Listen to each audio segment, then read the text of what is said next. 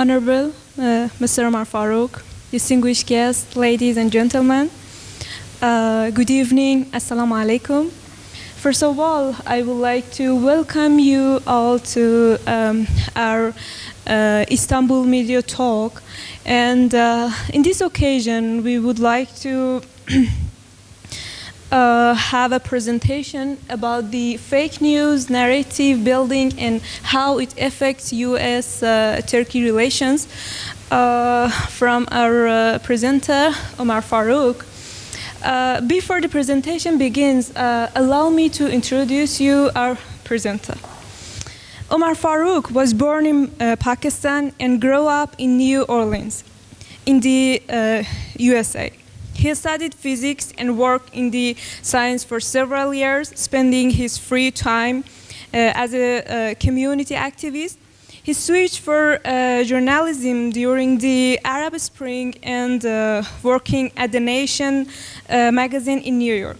Then at Human Rights Watch and the New American Foundation.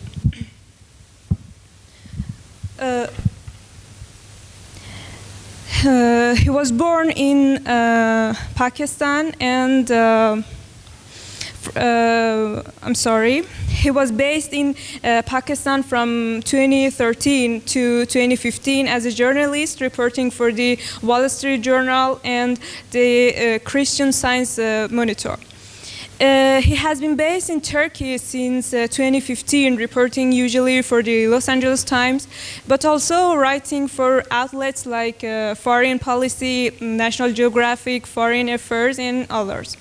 He was the recipient of a grant from the Pulitzer Center in 2017 to write about Pakistan's tribal eras, and is currently a recipient of a grant from the National Geographic Society to write about Afghan refugees. He speaks Urdu, Arabic, and some Turkish. Without further ado, I would like to ask our presenter to deliver his presentation. Okay, Umar Farooq, the podium is yours. Thank you. So my idea with the talk was to sort of talk, not necessarily debate about what is fake news and what is not fake news, but more to talk about how the mechanics of how the perception of a story being fake or not fake affects foreign policy and has real world effects for relations between, in this particular case, the US and Turkey. So I'm going to go through a few examples.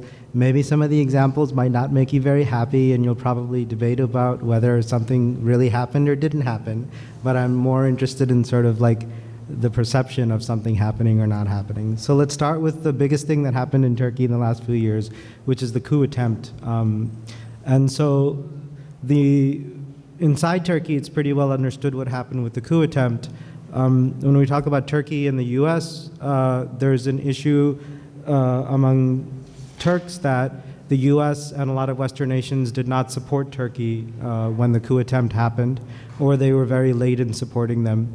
And you can see that this shows up even in a lot of literature and a lot of, so this is from a report from SETA. So you can see that it still says that only after it was clear that the coup attempt had failed were Western politicians and officials able to clearly announce that they condemned the attempt. So this is sort of a narrative that's built up in Turkey. And if you look at the timeline, so here's a timeline from TRT World of what the US's statements were about the coup attempt. You can take a look at I think what actually happened was that John Kerry, who was the Secretary of State at the time, made a statement off the cuff sort of in the beginning saying, I hope that there's stability and peace and continuity in Turkey.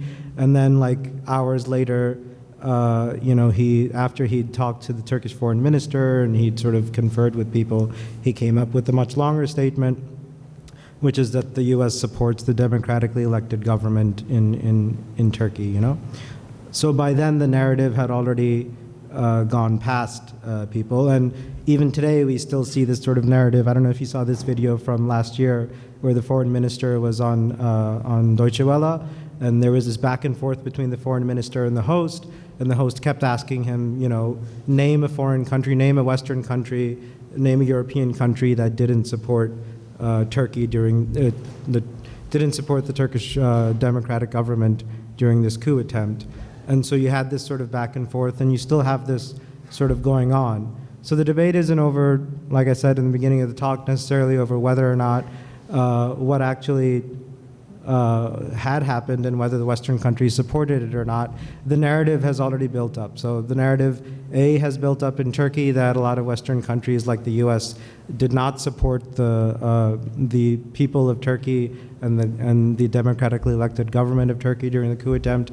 And B, as I'll show you, which is the opposite, on the other side, in the US, the narrative quickly built up that Turks are thinking of conspiracy theories, that the world is sort of against them during this coup attempt. And you had that happen pretty quickly. So here's something that President Obama said just, 4 or 5, 6 days, I guess, after the coup attempt.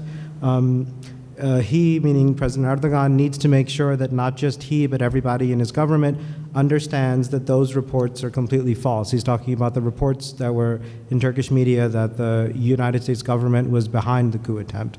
So this became a real sort of back and forth. And it wasn't just an issue of like people talking to each other or, talking about each other, but this was actually like a policy problem. And you can trace this in the last few years. Every issue that's happened between the United States and Turkey has sort of a root in a narrative that's built up either by US media or by Turkish media, which really pushes forward a point that isn't necessarily completely true. So if you keep going with the coup attempt, it wasn't just then, but remember later on we had articles, for example, there was an article talking about a former US commander in Afghanistan who was somehow involved in the coup attempt, and there was a Nigerian bank which was funneling money through, that was involved in the coup attempt. So, and this was in this case completely false, and the bank denied it, and the general denied it, and this was a false kind of story, and it was maybe not reported, by a lot of media in Turkey, but it had an effect in the US. We had another case of this guy, someone from a think tank who was here for a conference on Bayukada during the coup attempt, and it became a big thing, and people said that this guy was involved in this coup attempt somehow, and it became a big issue in Turkish media, or at least in some Turkish media outlets, and this kept going, and then you see now even in the Osman Kavala case that this comes up. So the point is that this is not going, this doesn't go unnoticed. The first half of this talk is kind of talking about examples of Turkish media and effect on policy. So the second half I'll go over the opposite of US media and effect on policy. So none of this goes unnoticed. So you start having, what's the next step that happens after you have this kind of narrative buildup? The next thing you can look for is like major US newspapers writing editorials about this. So here's the New York Times. I don't know if you can read the text at the bottom right, but shaken by a failed coup attempt, Turkey's government and many of its citizens are desperate for someone to blame instead of undertaking a thorough investigation, blah, blah, blah. So they're saying that, and the article goes on to blame, some of the examples, cite some of the examples that I cited previously. So you have like a major US newspaper talking about it. Here's another major US newspaper talking about it. And these op-eds get read by people who are actually in a position to do something about it. And this sort of goes back and forth. And there was the case of Adil Oksuz, who is still a fugitive and who's still wanted. And so I don't know if you guys remember, but a few years ago it turned out that one of the last sort of traces of him in Turkey was that the US consulate gave him a phone call, right? And the US was saying that we called him because he had a visa for the US and we wanted to give him a routine phone call and say that your visa is canceled. So the US's official position was that this was a routine phone call. But when this is the biggest fugitive wanted after a coup attempt, of course this is going to sort of raise questions. So it sparked all these sort of conspiracy theories in Turkey, and it sparked all this backlash in the US. And I remember at one point there was this press conference in Ankara that I was at where the Turkish foreign minister and the Secretary of State from the U.S. were there, and in the front row was like, Ambassador John Bass, who's the American ambassador to Turkey, and he actually speaks Turkish. And so the foreign minister, the Turkish foreign minister was speaking in Turkish, and he, in response to a reporter's question, brought this up again that, oh, by the way, he said, we don't know if the consulate managed to get in touch with Oksuz. Of course we want to believe. So at that point, like, Secretary Tillerson doesn't understand what's happening because he's still waiting for his translation. But the ambassador, I remember him sitting in the front row, and he's just like shaking his head, and he's like mouthing something really bad at the foreign minister. And so all of this gets relayed, and it builds up into other policymakers, and people sort of see all of this happening. And so my whole point is that this doesn't go unnoticed, So if we keep going later in like Turkey-U.S. relations, we have the case of Andrew Brunson. So, and you had crazy theories about Andrew Brunson. I covered the Andrew Brunson case, and Andrew Brunson had a lot of issues, and he was doing some very weird things in Turkey, and there were some issues that should have been prosecuted, and it's a complicated case. But you had papers in Turkey, and you had people in Turkey who were pushing this narrative that was going, I think, far beyond that, without much sort of evidence for what was happening. And this, again, got picked up in U.S. Policy circles. So we had, like, this idea that if he was involved in the coup attempt, and if he'd won, if he'd been successful, he'd be the head of the CIA. We had this idea that he was, connected to the PKK. He had some maybe connections to Kurdish groups and things like that. And then you have this picture has a freebie as well, another fake media freebie. If you look in the bottom right, there's the false report that Enes Kanter was arrested in Europe. He was stopped from getting on a plane, but he wasn't arrested. So this sort of narrative kind of builds up, okay? Gets picked up by people like Donald Trump, So Donald Trump, if you remember, at that point, tweeted precisely about this. He said, that this guy who's a Christian leader, Andrew Brunson, a fine gentleman, a Christian leader in the United States, is on trial and being persecuted in Turkey for no reason. They call him a spy, but I am more a spy than he is, right? So Andrew Brunson was very close to the president. Maybe the president didn't know him personally, but what had happened was Andrew Brunson's lawyer in the U.S. was Trump's personal lawyer. And he would appear on media all the time and talk about this case. He was a lawyer who specialized in representing evangelical Christians in other countries who were in trouble. And he had a direct line to President Trump. So President Trump picks up on this. You have more back and forth. President Trump's tweet becomes a scandal in Turkey. And then you have more back and forth. And then the sanctions happened. And you guys have been around long enough to remember the sanctions in Turkey, right? They were a direct consequence of this. So this is sort of the back and forth that happens in these cases. And it doesn't just end there. So Andrew Brunson was freed, and Andrew Brunson went back to the U.S. And one of the first things he did was he went to the White House and he had a meeting with Donald Trump. And every U.S. television network covered that meeting.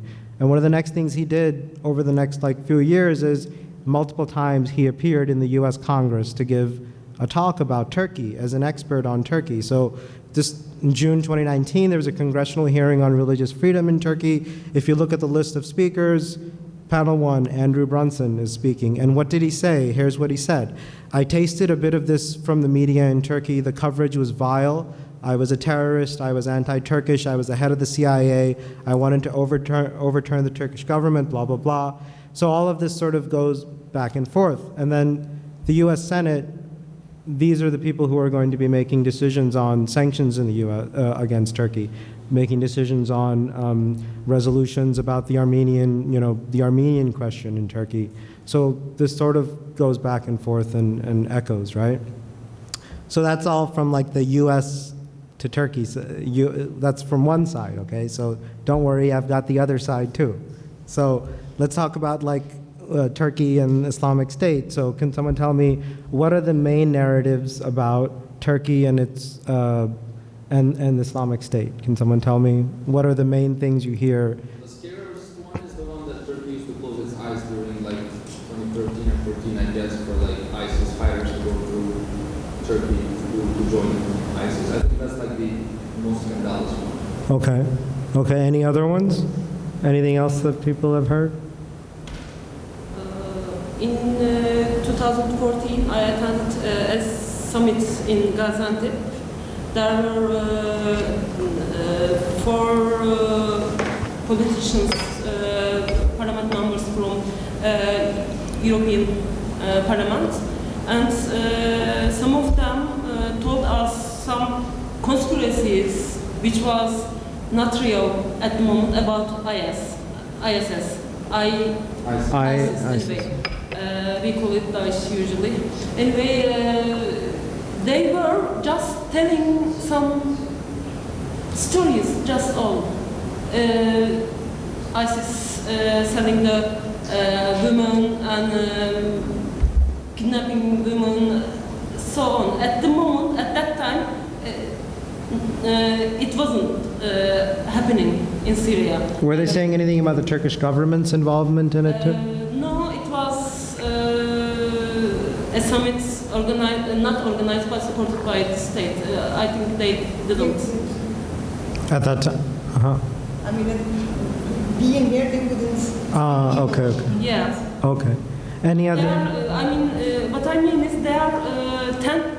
they tend to be lying, believing that lies about ISIS or fake news. So, like, these are the kind of, if we look, yeah, sorry, go ahead. Like going around social media, I'm going to talk about the Middle Eastern social media, the Arab social media. I have heard and I've read comments saying that Turkey is main supporter of this ISIS thing. Yeah. There are lots of rumors out there going on from people who are almost anonymous and have some accounts that are very like fake accounts and things like that. When I go check this, I figure out somehow like these accounts are not really real. Mm-hmm. I understood that there was something really strange going on. about Yeah. this, yeah. So if we keep going, so here's like, a pretty recent, well, no, it's from April 2018. This was a response, I think maybe the Turkish foreign minister wrote something in foreign policy about Turkey's campaign against Islamic State. And so then someone wrote a response to that. So it repeats some of the points that you guys brought up here, sort of the three main accusations against Turkey when it comes to Islamic State. A, that it allowed thousands of foreign fighters to go through Turkey to Syria to join Islamic State. And B, that this isn't brought up much anymore, but it used to in the past, that Islamic State fighters could come to Turkey and get treatment in hospitals. And then the third thing was that Turkey, and especially not just the Turkish government, but some people in the actually now it is the Turkish government. The current Minister of Finance was involved in buying oil. His companies were involved in buying oil from Islamic State and selling it on the global market. And if you can remember the narrative about the income of Islamic State, that most of its income was coming from its oil sales. So these are three like pretty kind of damning accusations, right? And you see them kind of repeated over and over again. And some things about this, like for example, foreign fighters going through Turkey, you can debate this, and people did sort of debate this idea and the mechanics of it and how much Turkey should be blamed for it. But some of it turns out, are just like we saw in the opposite case, in the case of Turkish media. Some of them are just like, people are just like publishing things without much substantiation, and it gets picked up by policy leaders, and it becomes sort of a narrative that just kind of bounces back and forth. So if we take the idea of like the fighter being treated in Turkey, in fact, in this same article, the link that's given here, if you follow it, it goes to this article, which is an article from 2016. And you got to remember something about 2016 is, when did the Russian jet get shot down by Turkey? Russian jet? Yeah, when did it get shot down? End of 2016 or end of 2015? No, end of 2016. 2016, yeah. So at that point, like Turkish relations, so in May 2016, Turkey-US relations maybe are still not that good. I think there were some still issues going on, right? Before the jet is shot down. So if you go through, like, the sources for this article are just, it turns out, Russian channels, unnamed kind of Russian sources. And in fact, the leaked call, so it's all based on a supposed phone call that was leaked to a Russian news outlet. So the leaked call data seen by Russia's state-backed broadcaster reportedly shows local rebels.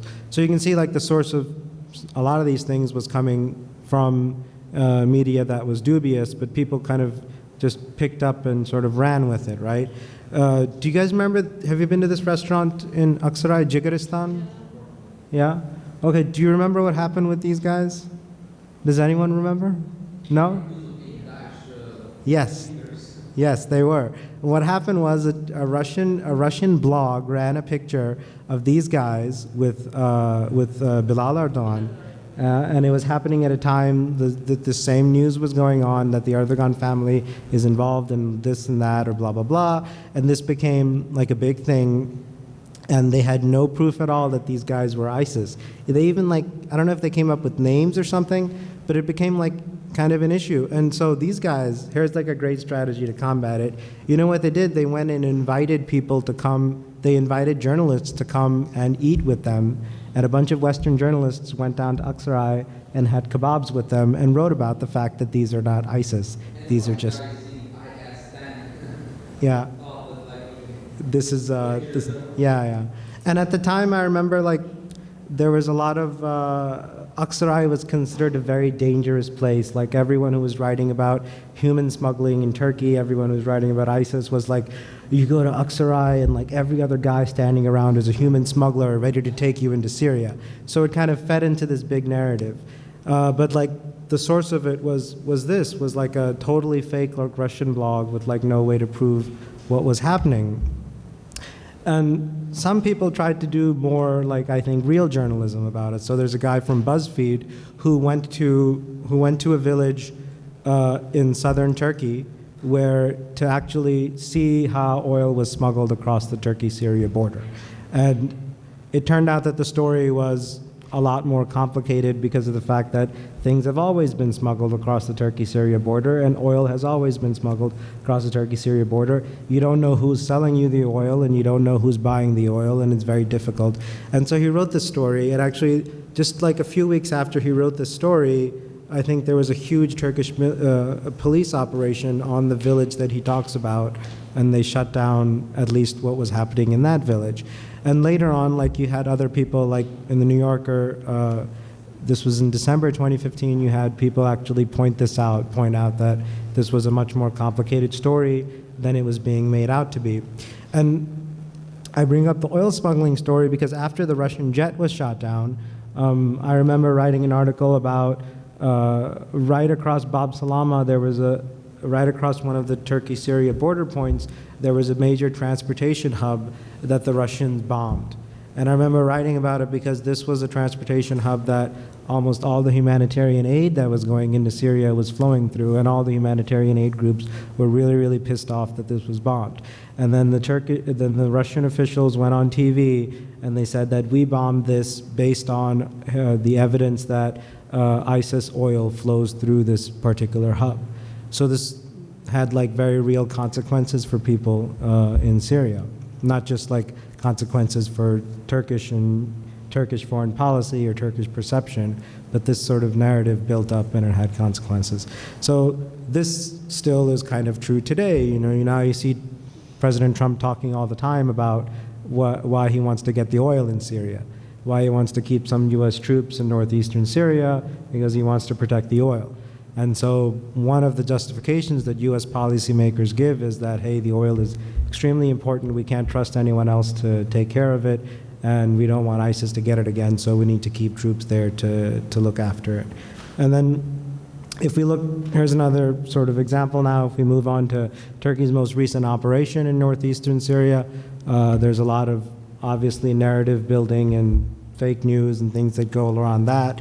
So what's the narrative that you find problematic about Turkey's operation in northeastern Syria? Can you give me like a few points? No, no. Well, like one point, for example, one point is that Turkey is going about doing ethnic cleansing in northeastern Syria, right? So it's sort of something taken as granted that Turkey is not, doesn't have any other operational aims except it's going in to get rid of Kurdish people in northeastern Syria. And if we get more sort of minute into what's going on, remember the story about white phosphorus use in northeastern Syria. It was white phosphorus use. Actually, first it was reported not just as white phosphorus, but chemical weapons, and then it became white phosphorus.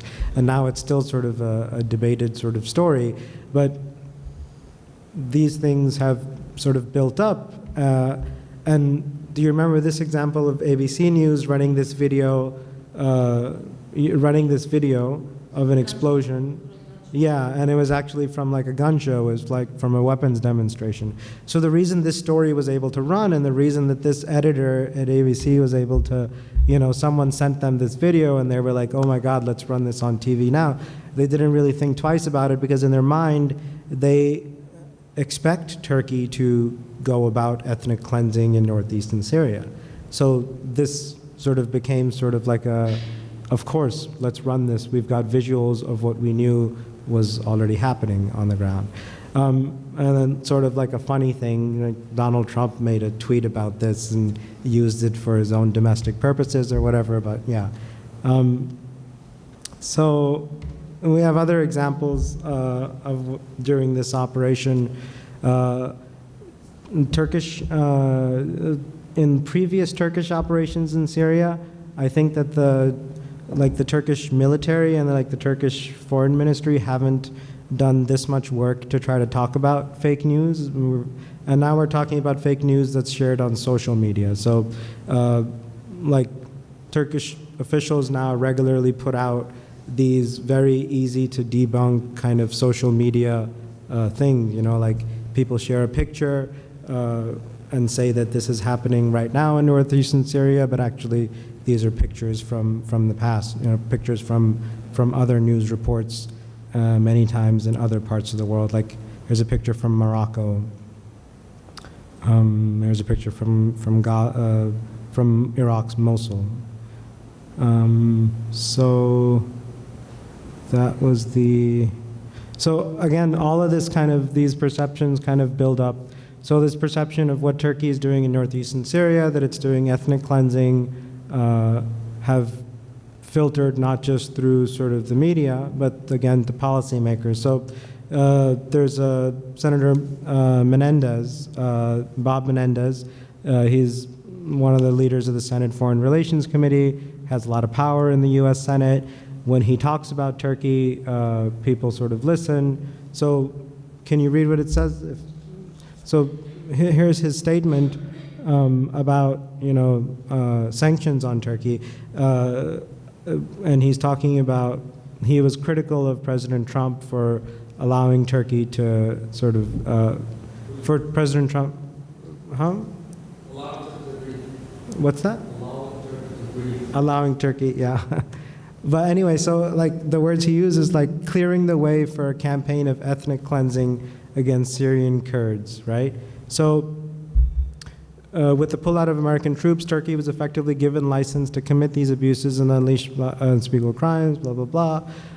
That is ethnic cleansing. And so Senator Menendez, just to point out as an offshoot of foreign policy, he's also the guy who was pushing for the Armenian genocide resolution in the Senate. So all of this kind of fits back together. So you can see how the buildup of this narrative that Turkey was committing ethnic cleansing there has sort of foreign policy consequences that go back and forth. So yeah, sorry. That's all I had.